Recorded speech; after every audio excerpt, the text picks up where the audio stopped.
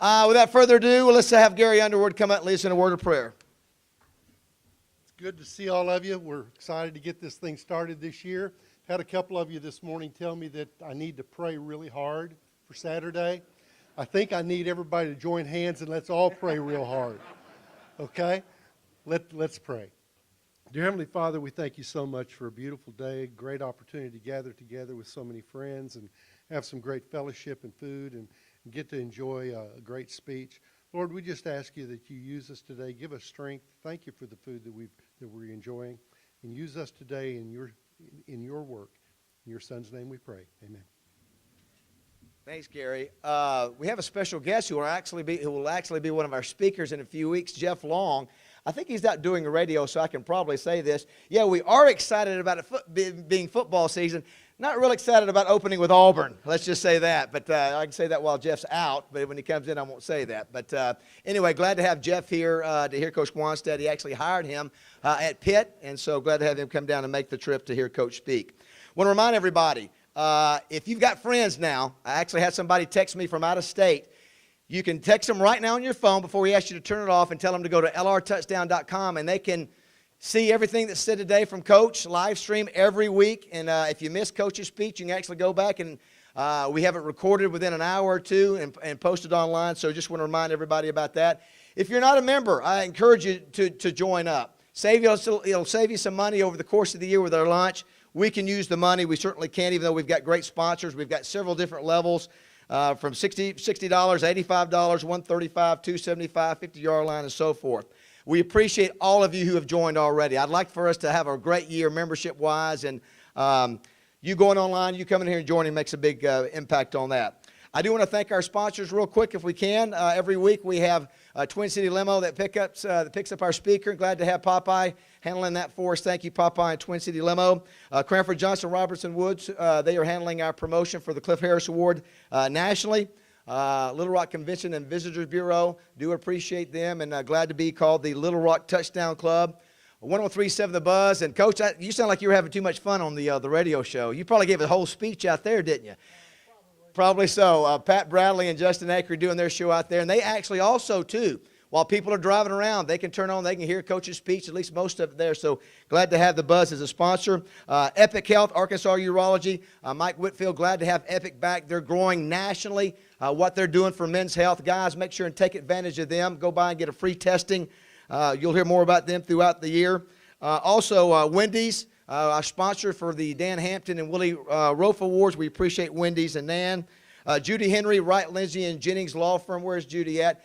So exciting to have them there, Coach. She's one of only seven certified NFL agents that are females across the country, and they're doing great work at Wright, Lindsay, and Jennings, and we appreciate them and all the work they're helping do and promote the Cliff Harris Award. Crane Automotive, I know the guys from Crane. Where are they at? There they are right there. Glad to have you guys here and being supportive. I know you guys are out selling cars, so you won't be here long. You're getting back, and make sure you go by and ask for the Touchdown Club discount. We say that every year at any of the Crane dealerships, so thank them. The Democrat Gazette, I saw Wally here a minute ago. Do thank the Arkansas Democrat Gazette, Tabitha Cunningham, Wally Hall for their support now on year number 11. And last week, one of the rare reviews we got last week was the speech by George Macris, the president of Simmons. You know, Rex, they said, wow, we like George was great for his first meeting. He got up there, said a few words, and sat down. He handled it perfectly. He learned something from Lunsford. But, George, thank you so much. If you have not had a chance to go by a Simmons branch, go by and see if you can be one of their customers. They're great. I'm glad and proud to be a customer. Last week, I failed to mention a young man that I actually put on a weight routine back when he was in the ninth grade, I think, at Gold's Gym. Now he's a big wig with Simmons Bank. Adam Mitchell. I'm glad to have Adam up here. He's in charge of all the Central Little Rock operations for Simmons. And Adam, thank you for your support, and glad to have Simmons Bank as our presenting sponsor. So let's give a round of applause to all of our great sponsors, everybody. Do want to thank Matt Johnson Productions back there in the back. Matt does everything. I mean, we're getting him at a bargain price. He does so much for us, live stream, setting up, projection, all that stuff. If you've needed an event, ask Matt. He can help you out. Dwayne Duncan, our photographer, is doing a great job. Make sure if you want a picture, grab Dwayne, and he'll do it, and it'll be on Facebook before you know it. Our check-in ladies, let's give them a round of applause in the back. Our check-in ladies back in the back. And you talk about pressure under fire. Debbie Wyman, our new executive director, nothing like having your first meeting have 750 people, a record attendance. And some of you know we had some problems with food last week. That was not our fault. That was an issue between the Marriott and the Wally Allen. They had prepared the food, but somebody forgot to tell them that they should go ahead and bring all the food from the hotel to the Wally Allen ballroom. So that's why we were having to wait, and they were having to take it a block to bring it to us. So we'll get that corrected before our next meeting downtown, I can assure you of that. But Debbie Wyman, thank Debbie for all her hard work. She's doing a great job. Also want to remind everybody, R.J. Hawk is handling our social media. He wanted me to remind you, the Twitter account is at Little Rock Touchdown, at LR Touchdown. So if you Twitter, that's it, or hashtag LRTDC. So at LR Touchdown, hashtag LRTDC, or the website is lrtouchdown.com. He said, if you take a picture of Coach or anything up here, put it on Facebook, put it on Twitter. Some of you folks look at me, some of those guys, what's that Twitter thing you're talking about over there? That's okay. That's all right. It's all good. I do want to thank RJ and everybody. Let's give one more round of applause for all these folks who do so much to make the Touchdown Club work every week. So many of our board members volunteer. I know Kenny was up here helping O'Connor, and we thank him. And got guys like Gary and Jim and Rex. And without further ado, we don't have a weekend wrap-up. We will next week. But last week, Rex talked a little bit about the National Football Foundation. And remember, I like to tell those folks in Dallas that we're one of the fastest-growing National Football Foundation chapters. So all it is, if you're a member, if you join for $60, go back and up it to $85, and you get to vote in the College Football Hall of Fame, or you can up it to $135, and you've got the Arkansas Sports Hall of Fame. And without further ado, Rex is going to mention that real quick. Let's give it up for Rex Nelson, everybody. Thank you, David. Obviously, no games to review right now, but we'll have a passel of them next Tuesday, so be here next Tuesday. But I did want to mention that because I know everybody's signing up these first few weeks. If you have already gotten your regular $60 membership, you can upgrade for an extra $25 and be a member of the National Football Foundation. Jeff Long, who is with us today, asked David last year if we would be the host chapter for the Arkansas chapter of the National Football Foundation and College Hall of Fame. And I've got to tell you, it is crucial that we get more members from Arkansas so we can get more people who played and coached in this state into the College Football Hall of Fame, which, by the way, just opened a beautiful new facility in Atlanta over the weekend. I know Coach Wannstedt can confirm that one of the great events of the year in American sports is their annual banquet that they have at the Waldorf Astoria Hotel at the end of the football season. So we are the official National Football Foundation chapter for Arkansas, and I would ask you to really consider upgrading that membership. Just tell the folks out front next week, I paid the $60, I want to upgrade for $85 or to $135. And for $135, you not only get to vote on the College Football Hall of Fame, but you get to vote on the Arkansas Sports Hall of Fame. As David mentioned, Wally Hall is here today. Wally is the current president of the Arkansas Sports Hall of Fame. That organization began back in February of 1958, when a group of prominent Arkansas businessmen really said, we need such an entity in Arkansas. The Arkansas Sports Hall of Fame was incorporated on August the 16th, 1958. Rasco ought to be doing this. Jim knows the history of the organization better than anybody. But Jack Pickens, who was a construction executive, some of you old-timers will remember Mr. Pickens, he was the driving force behind the Hall of Fame. He was the president from 1958 to 1971. The first class of inductees was put together by the great Earl Quigley and then voted on, and that first induction class consisted of the great baseball player Bill Dickey, who of course played for the New York Yankees, Jim Lee Howe from Lone Oak, who played professional football and later coached the New York Giants, Ivan Grove, coach and administrator for many years at Hendrix College, Hazel Walker, the Ashdown native who became one of the greatest AAU basketball players in the country's history, and Ware Schoonover from Pocahontas, who won 10 varsity letters for football, basketball, track, and baseball, and from then on, a who's who. You want to be a part and vote for that. The executive director now of the Arkansas Sports Hall of Fame is Zach Vent. Zach, are you here? I think he was. Zach, stand up. He has also got some membership forms, right? So see Zach also if you've already taken care of things out front and want to join. But we would again ask you, join the National Football Foundation, join the Arkansas Sports Hall of Fame, and help us get more votes as we induct Arkansans into these two great Hall of Fames. The Little Rock Touchdown Club is proud to be a part of it. It's time for college football, and we'll have a full recap next Tuesday. Thank you, everybody. Thanks, Rex. If you guys haven't noticed, too, in the last few weeks, last few months, Rex is the one-man show for saving Hot Springs. If you guys notice how many columns and things Rex is writing, I think Mayor Nelson maybe in the future? No, not quite. I do want to remind everybody, any of the extra money that goes to those memberships, we don't see a dime of that. We turn around and write the check to the NFF or the Arkansas Sports Hall of Fame, so we don't make any money off those extra memberships. And I already made my first fumble. George, I'll run laps. It is at LR Touchdown Club, not just at LR Touchdown, at LR Touchdown Club for our Twitter account. And as I mentioned a minute ago, he just entered the building. I think it's always an honor to have the athletic director from the university, feel it's worthy to come down to our Touchdown Club meeting. Obviously has a great relationship with Dave Wannstedt. Please let everybody welcome Jeff Long. Jeff, thank you for being here. Also, Kel Gober, who used to be the athletic director at Henderson State. He's here with Jeff. Please welcome Kel Gober, everybody. Glad to have Kel. I told Jeff, I ran into him at a conference down in Orlando during the summer, and I said, you're going to have a fun guy to follow. I said, he was worried about, who are you putting me behind? You only have to follow Mike Singletary. That's not too big of a chore, is it? You better come with it, right? All right, without further ado, our guest speaker has such a great background. Just talking to him for a few minutes, I'd forgotten a few things about where he'd been and who he coached against. His playing career has been under Johnny Majors at Pitt. Obviously, I'm going to let Jim introduce him. But, Coach, I know you're a busy guy. He may share with you his unbelievable TV schedule this week.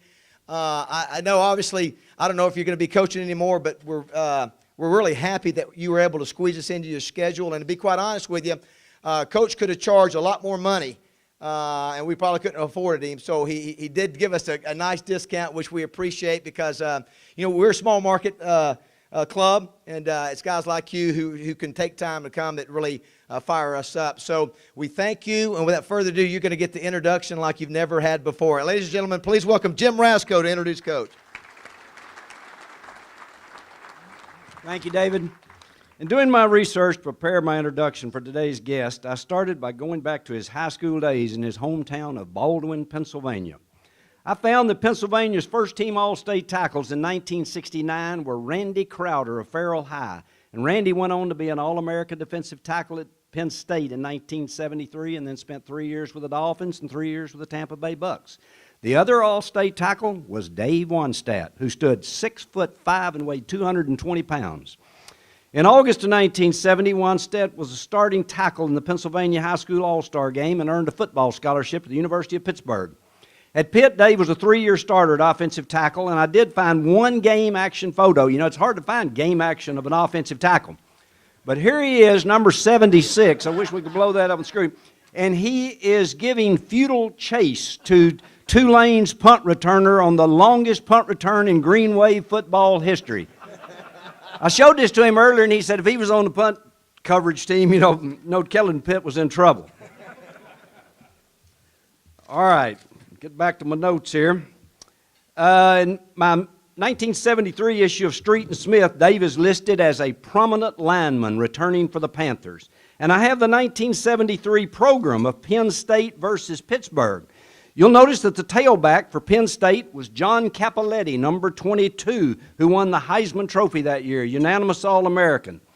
Pitt's tailback, number 33, was a freshman, Tony Dorsett, who was the first freshman to win AP First-Team All-America honors in many, many years. He also won the Heisman when he was a senior. And up front, for the third consecutive year at left tackle, was the captain of the Panthers, Dave Wannstedt. Dave was drafted by the Green Bay Packers and made the team, but was forced to spend the 1974 season on the injured reserve list. In 1975, Dave accepted the offer made by Coach Johnny Majors to return to his alma mater as a graduate assistant. That started Dave's 39-year coaching career. I know you want to hear more from Dave and less from me, so I'll close with just a couple of highlights from his past 39 years.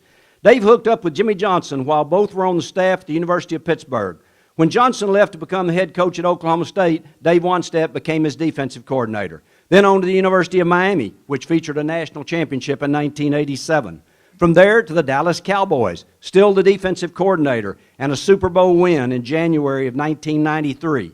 Immediately following that first Super Bowl win, Dave was chosen to replace Mike Ditka and spent 6 years as head coach of the Chicago Bears. In 1999, he joined Jimmy Johnson again, serving as defensive coordinator and assistant head coach of the Miami Dolphins. Jimmy retired at the end of the season, and Dave replaced him and spent the next 5 seasons as head coach of the Dolphins. 2 months after he resigned from the Dolphins, Jeff Long hired Dave to come back to his alma mater and spent 6 seasons as the head coach of the Pitt Panthers, averaging 9 wins per season.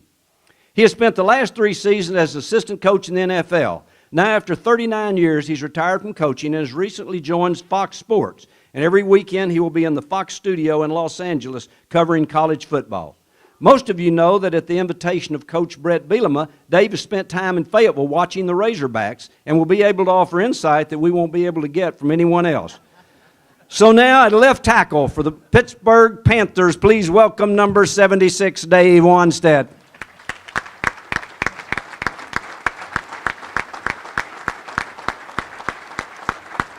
Thank you. Thank you. I think that was more information than I wanted to hear. But it was great. That was, and I did say that. To have me on a punt team, are you kidding me? That's why we weren't. That's why we weren't very good till we got Tony Dorsett. Then everything changed.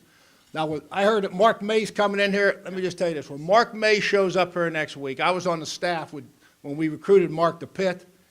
Don't let him BS you. He had no scholarship except Pitt, okay? I sat in the recruiting meetings. So when he stands up here and he starts saying Arkansas and Texas and USC offered him, it's not true, okay? Pitt and wherever else he had no other options.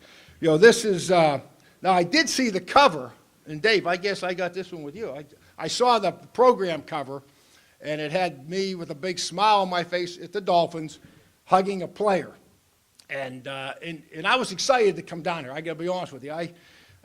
For a lot of reasons, which I'll get into here in a minute. And my wife, I said, you know, boy, I should get on there and do this. I said, sometimes I feel like I don't deserve to go and do those things.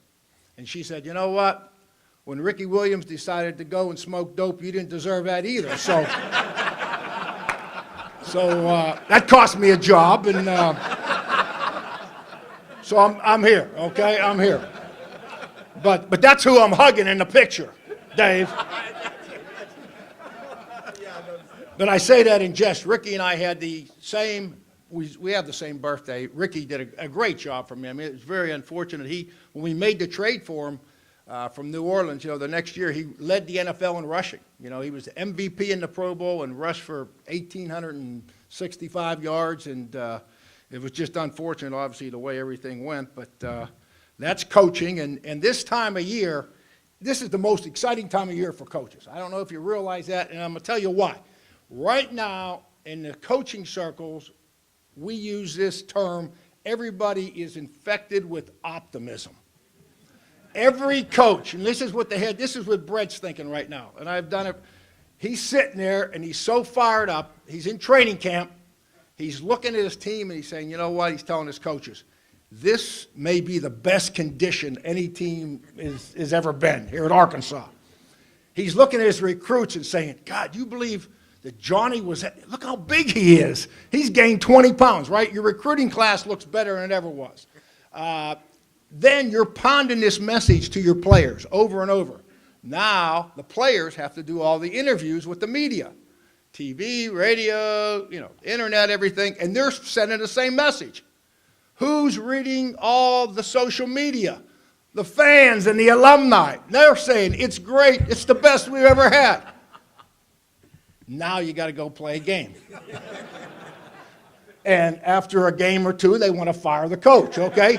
And he's just being optimistic. But that's the way it is right now, and it is a great time. And I say it in jest, but it's true. I mean, and now that we do have a playoff and a championship, event at the end of the year, it even makes it that much more exciting. And everybody's going to go to the championship game. Everybody's going to get Jeff to put him on that Final Four, and we're good to go. But it is a great time to be here, and I'm very comfortable here. And you know, when I coached at Oklahoma State, we came down here and we played, and we came down here and watched when Lou was coaching here, and Monty Kiffin, I'd come down and talk defense with Monty at the time.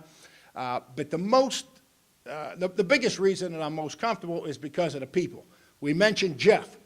Jeff, I love Jeff. He gave me an opportunity at Pitt. At first I said, no, there's no way I'm doing this. Jeff and I meet again. He lays out his plan on how we're going to get this thing turned and what we got to do. And I'm looking, and then now I'm paging through Jeff's background. He was paging through mine. I said, you know, this guy, he's been there. He's been with the best programs. He knows what it takes. So I love Jeff for that. Then after a few years, he leaves me with Steve Peterson, and he comes to Arkansas. So, Jeff, there's a part of you that I love and a part of you that I have a problem with, okay? But I'll tell you what, when Jeff said he was coming down here, I mean, I knew, you know, I obviously been around enough that I knew what a great opportunity this was for him and his family, and obviously what it would be for the Arkansas family. So that's a great deal. When I was coaching at Pitt, we have a room, and I think Dave mentioned it. I played for Johnny Majors. And they have a room to this day in the Pittsburgh Athletic Club, which is historic up there right on campus. And they have a room that's called the Johnny Majors Room. And in that room, it takes you through the entire career of Johnny Majors, starting when he was a player at Tennessee, all through his coaching career when it ended, to the Hall of Fame. And one picture that's hanging in there is the national championship picture, 64 picture, of the University of Arkansas.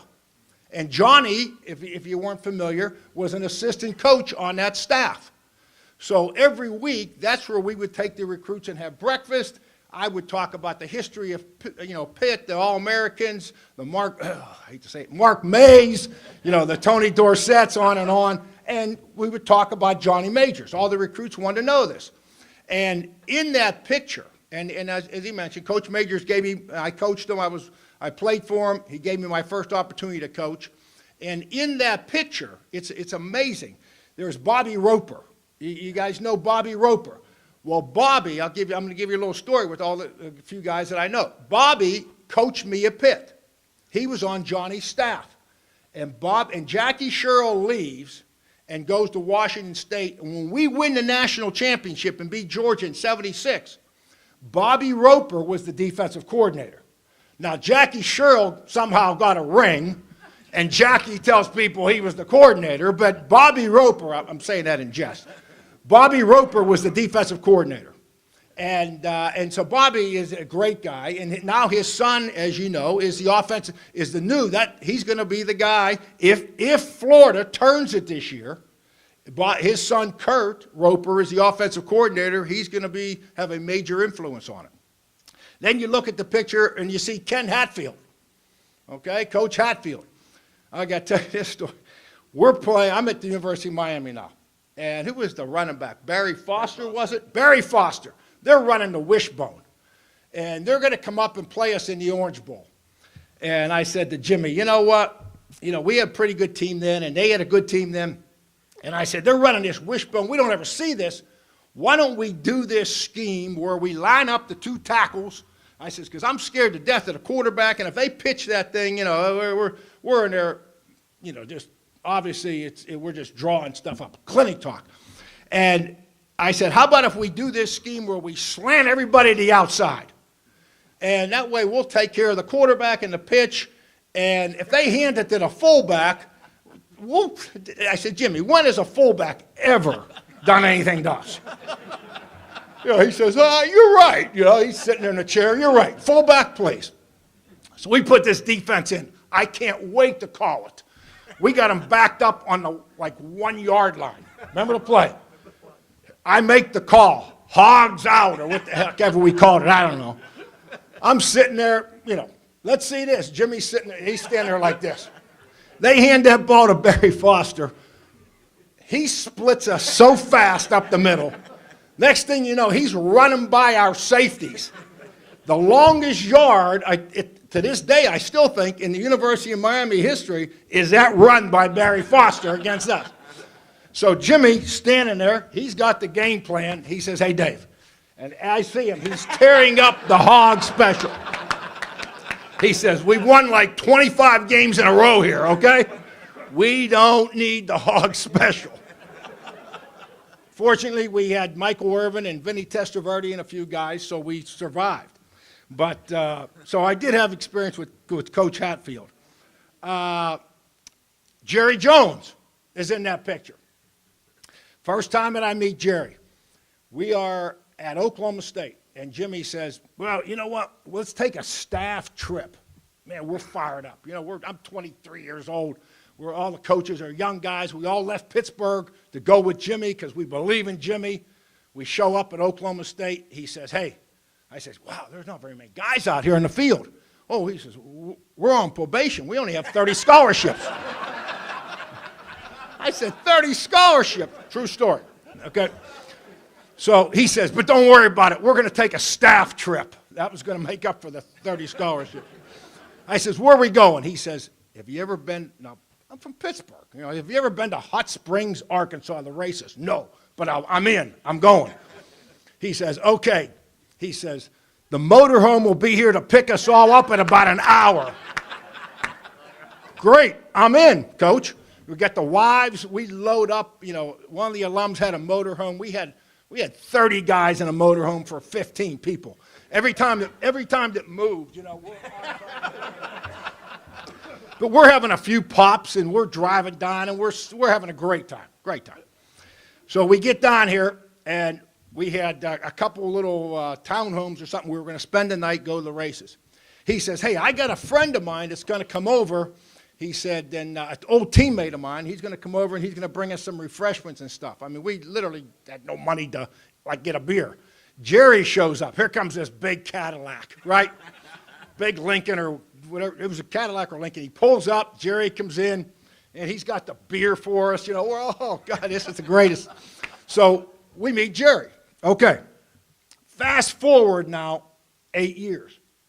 Now we're at the University of Miami. I'll tell you this one little tidbit. And we lose one regular season game the whole time we were there. And I say that humbly.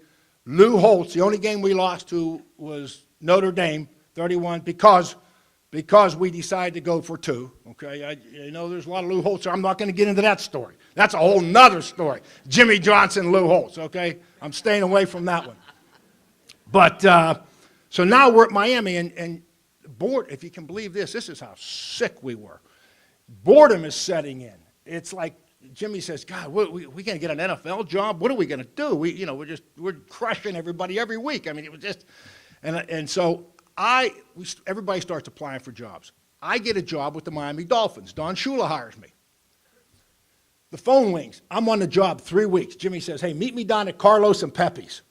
I said, okay, great. That's our little spot there in Miami. So I meet him down there. He says, listen. He says, you can't tell nobody about this. I said, what? It's a Thursday. I said, what? He says, I mean nobody. I said, okay. He said, you remember that buddy of mine who came down to Hot Springs? I said, yeah, Jerry? He says, Jerry Jones. He says, guess what's going to happen this weekend? I said, what? He said, he's going to buy the Dallas Cowboys. I said, what? He said, you want to hear something crazier? I said, what? He says, I'm going to be the head coach. There's Heineken's stacked across the thing, okay?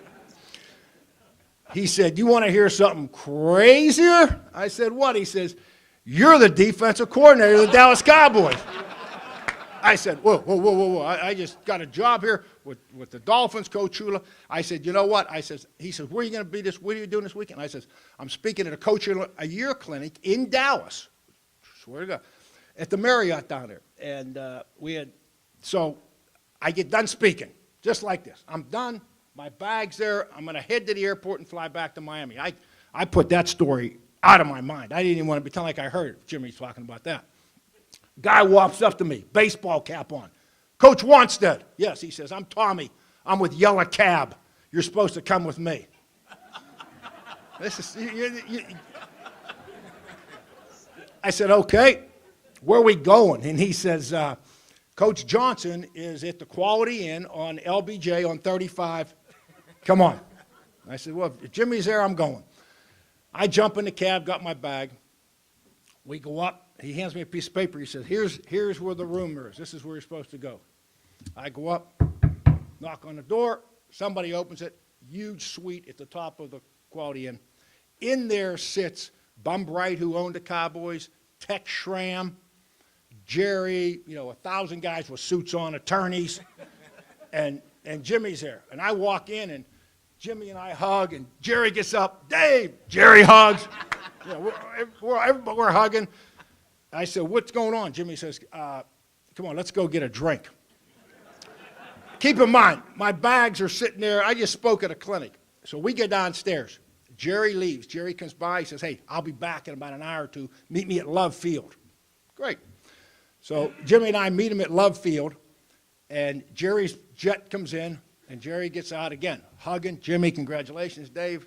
Yeah, I don't have a fellow. My wife thinks I'm at a clinic in Miami. We get on Jerry's jet. He says, my guys will take you back to Miami. We get on the jet.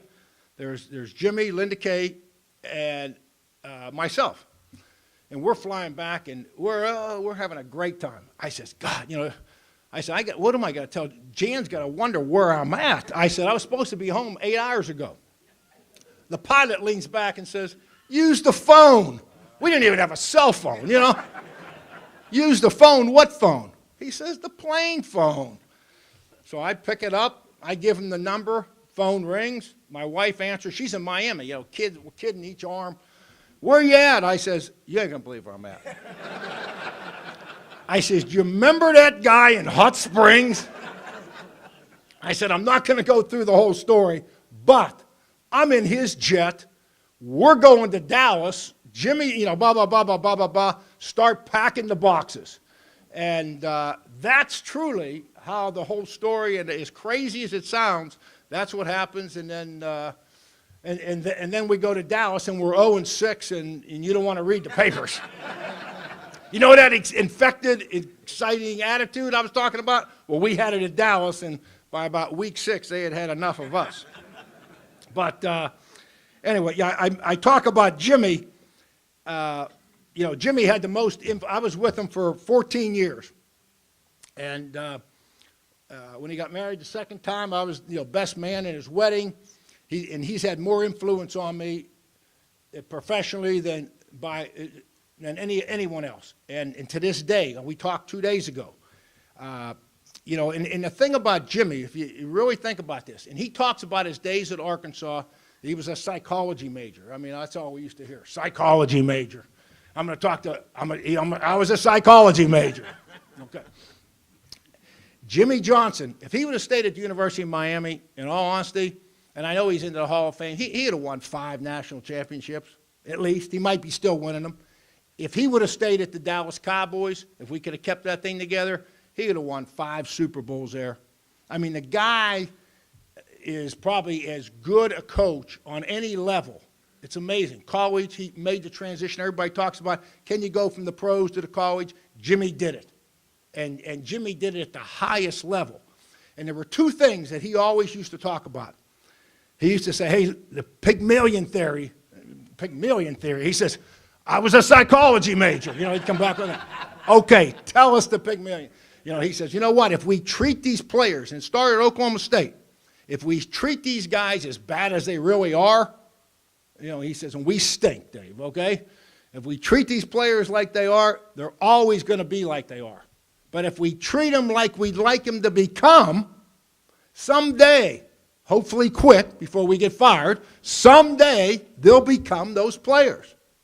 And he used to preach that message to whether it was the secretary or whether it was a coach or whether it was a player, and that was the foundation. I mean, he treated everybody that way, that he wanted you to be, I go with him, like I say, at 23 years old, defensive coordinator, and he says, oh, you'll be fine, you'll be fine. You do this, and there was always a behind-the-scenes motivation to give people an opportunity to be as good as they wanted to be.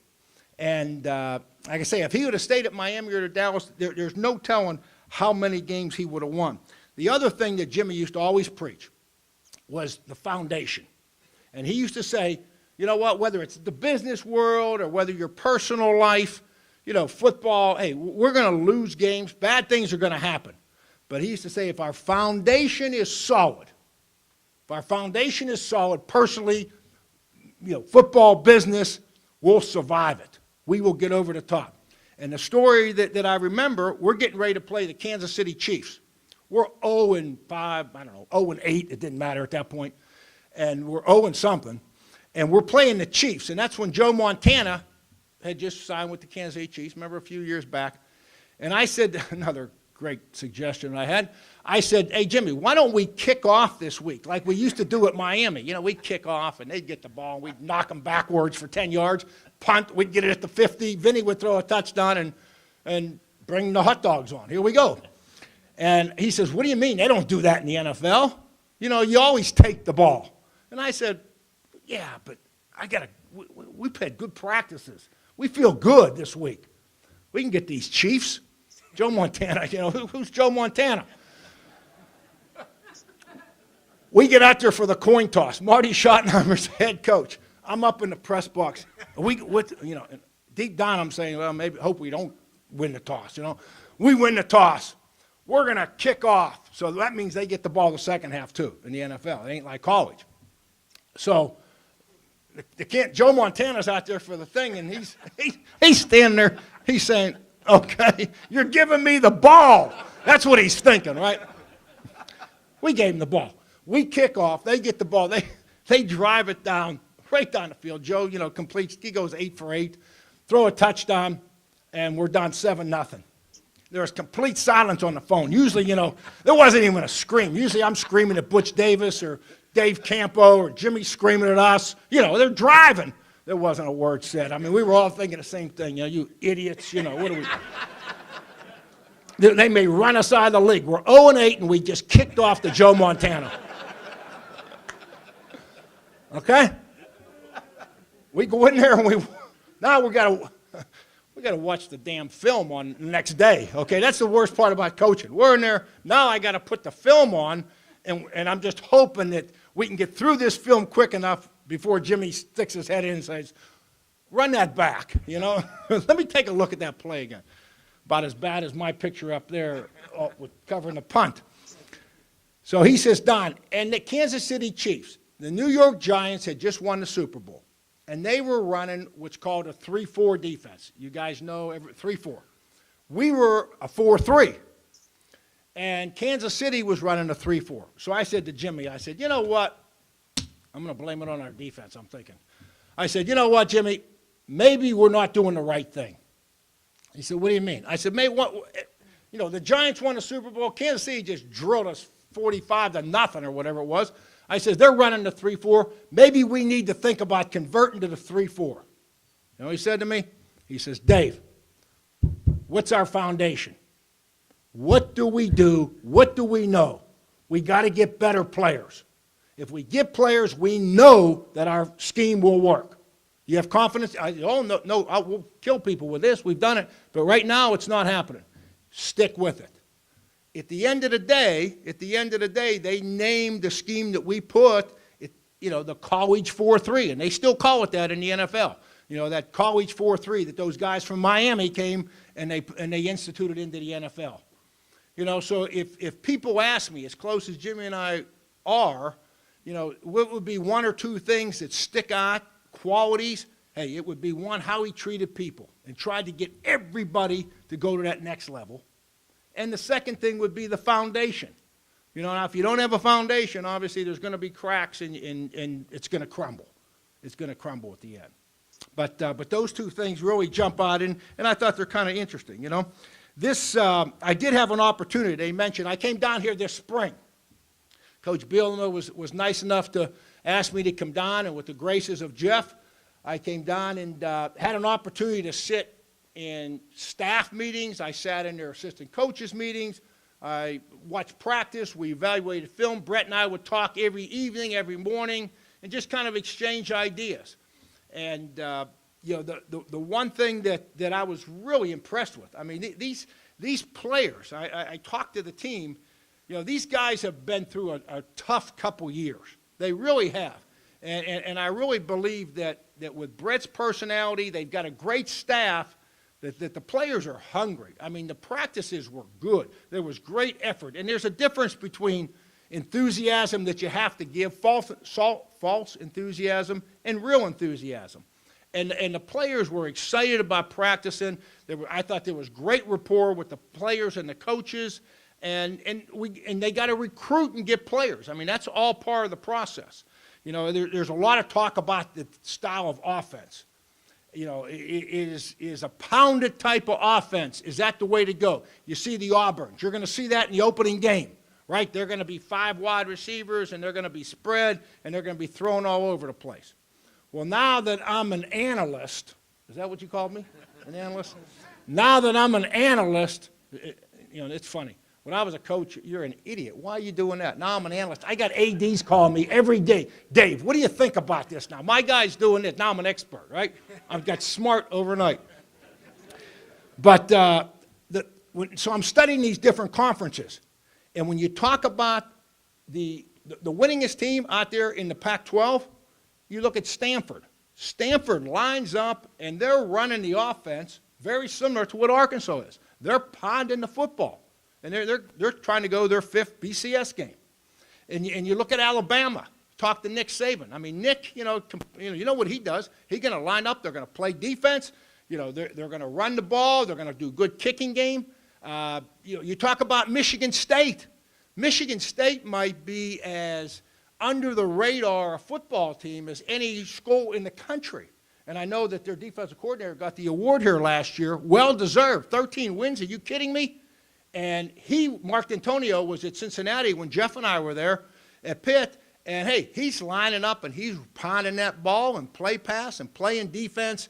And they've got a chance now with the injuries to Ohio State, with Braxton Miller. They got a chance to win it all this year. If they can beat Oregon in the 3rd game, Michigan State's got a chance to run it.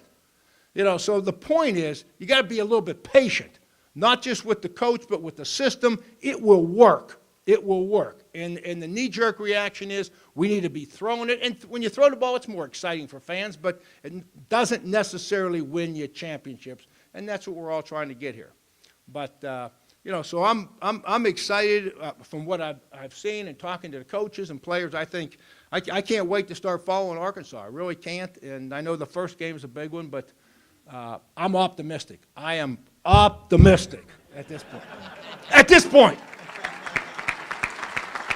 Now, next week when I'm on the air, you might want to watch, okay?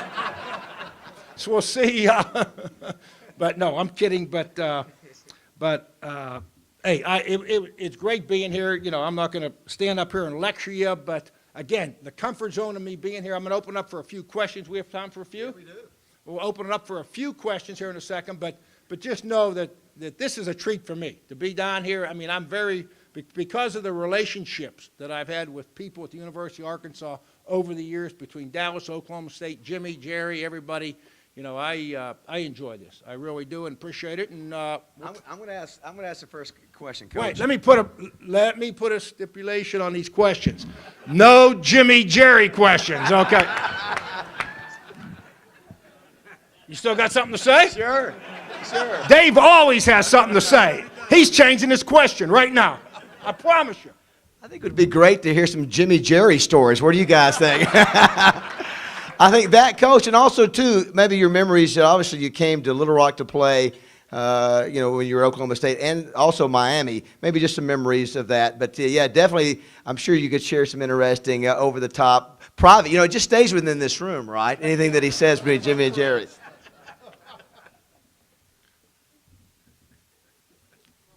I'm trying to think how to say this nicely. Because when we came down here at Oklahoma State, you ran us out of the stadium. When we came down here at Miami, it was reversed. But, no, we did have good games. Any other questions? Yes, sir. Hey, I want to get home. I don't want these people to cancel my ticket. I got to at least get back to Chicago.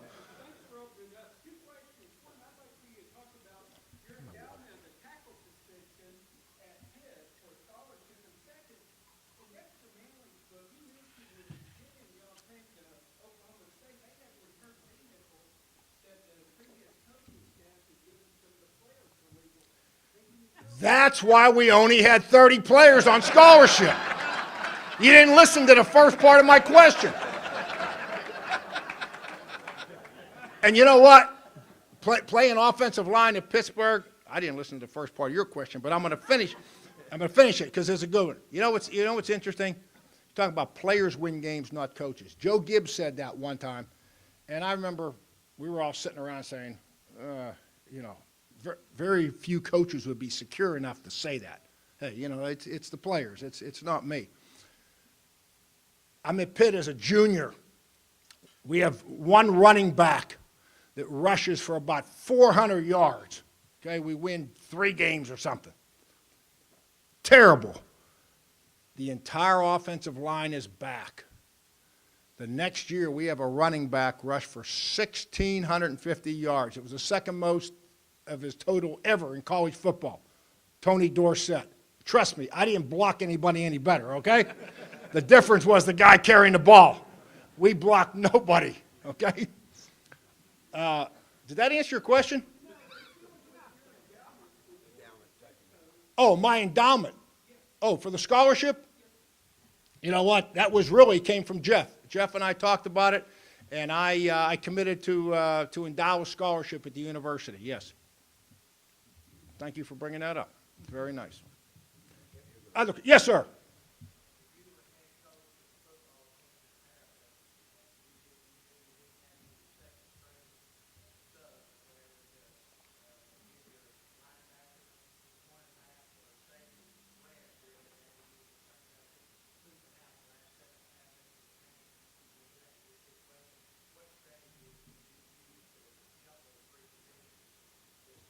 The same strategy that we used at Oklahoma State when we had 30 scholarships. Play deep.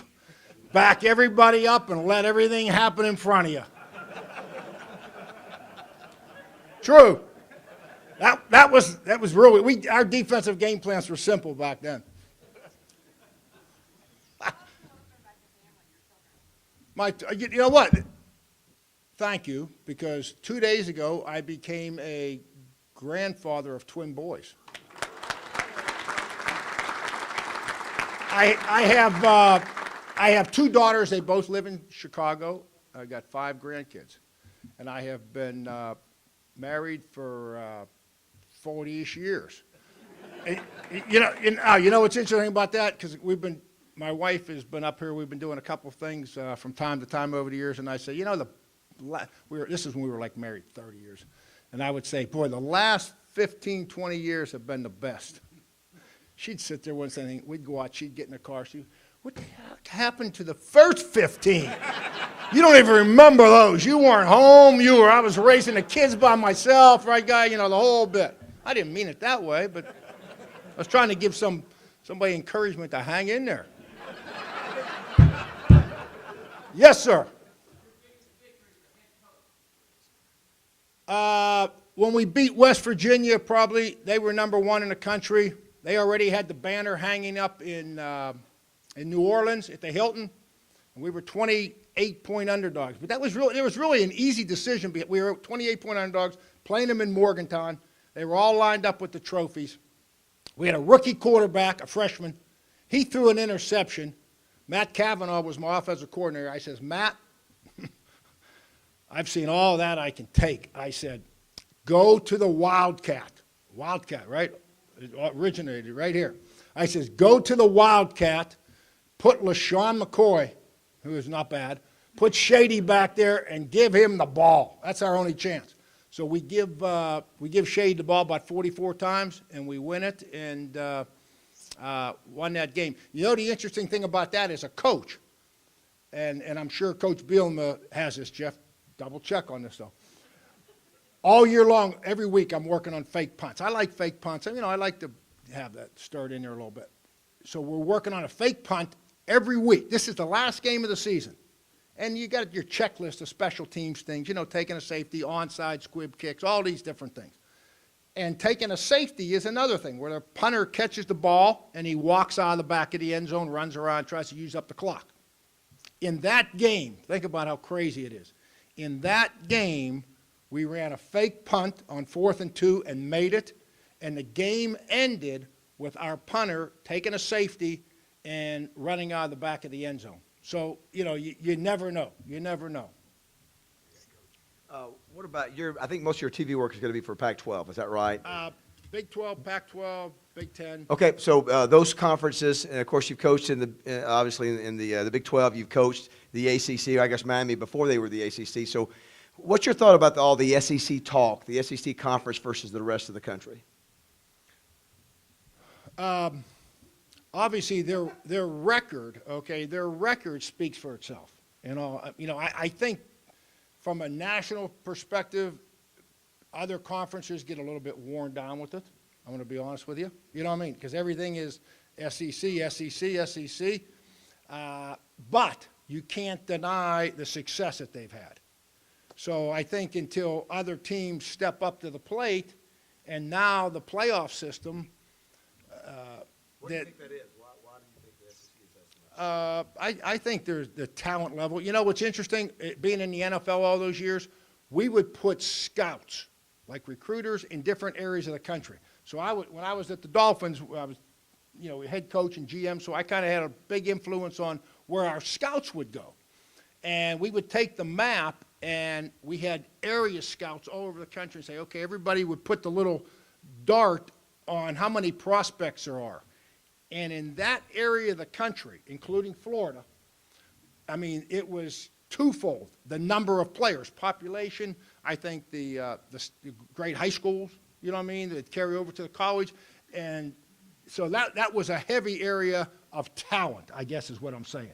Very talented. And we would put our best scouts in the NFL in the Southeast Conference region, including Florida, to recruit this area. Yes, sir. Sure, I'd love to. Florida State. Jeff, write this down. Don't make me look bad. I'm trying to hold on to this Fox job for a couple of years. Florida State, because of schedule and quarterback and talent, I think they'll run it, and I think they'll be there. Number 2, Oregon. I think Oregon because I like their quarterback, Mariota. He had better numbers. He got hurt the 8th game of the season last year. They were scoring 55 points a game. When he got hurt, they dropped to 30-some. If he had better numbers as a quarterback than Jameis Winston, at the time he got hurt. So I think this kid might be the first player taken in the draft. I like Oregon. I like Alabama because they remind me of our 87 national championship team at the University of Miami. Vinny Testaverde graduated.